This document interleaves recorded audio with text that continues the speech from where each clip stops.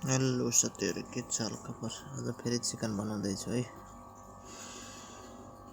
Chicken प्याज अदरक लसुन यता भुटिरहेको छु। मजाले भुट्ने, प्याज अदरक खुर्सानी भुटिसकेपछि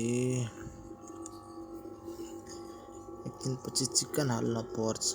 चिकनलाई पनि मजाले भुट्न पर्छ रात हुने गरी। चिकन पनि मजाले पाकिरहेको छ। 10 मिनट जति मजाले चिकन पकाउनु पर्छ।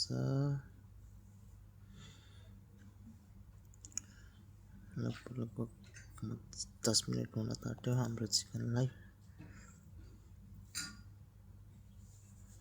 एकछिन जति त्यतिकै छोडिदिनु पर्छ, पाकिरहन्छ।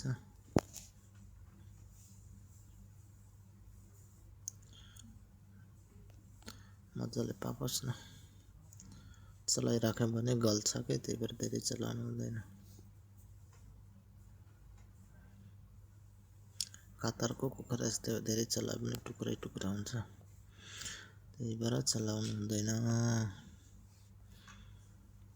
यसलाई मजाले भुट्न पर्छ अनि पछि चलाउनु पर्छ। 10 मिनट भइसक्यो।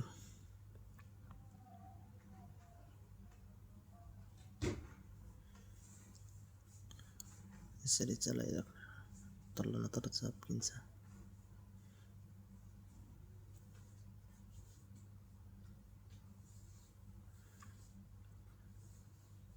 फेरि छोडिदिनु, पाकिरहोस्। त्यसपछि जिरा धनियाँ हाल्ने, अदरक लसुनको पेस्ट हाल्ने, मजाले भुट्ने।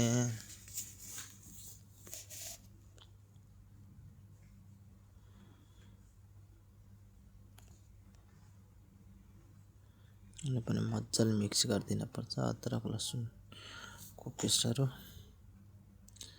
हेर्नुहोस् कस्तो कलर देखियो।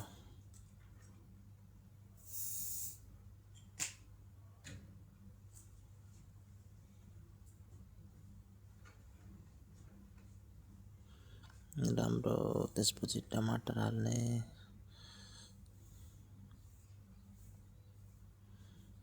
टमाटर हालेर पनि मजाले भुट्ने।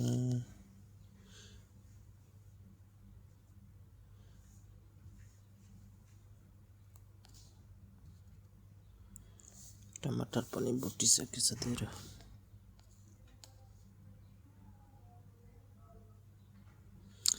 गलाउन पर्छ है ग्रेभी बनाउनको लागि, नत्र ग्रेभी बन्दैन। तल तल चप्किन आँटेको छ, त्यही भएर चलाएको चलाइ गर्न परिरहेको छ।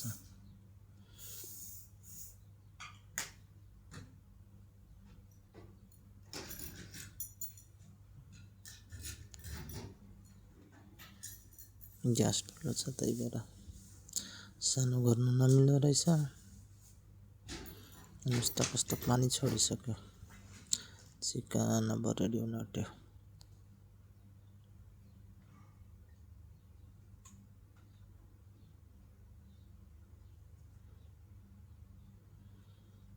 चिकन रेडी हुन आँटिसक्यो साथी हो।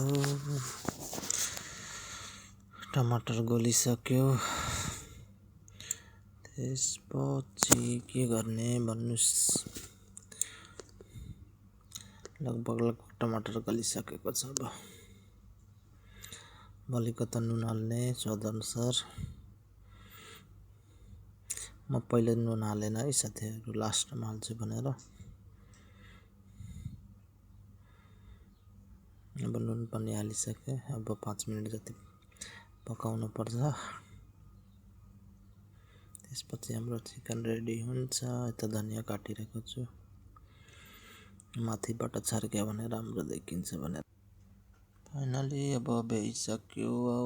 धनिया पनि काटेर भइयो।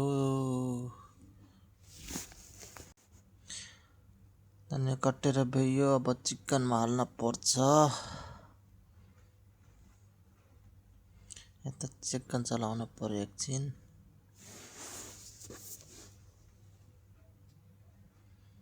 यसरी चिकन चलाउनु पर्छ हो साथीहरू। के गर्ने, मिठो मिठो बनाएर खान पर्यो, नत्र ध्यान लाग्दैन।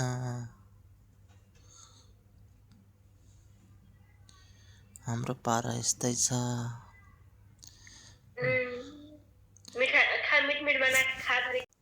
अब हाम्रो चिकन रेडी भइसक्यो।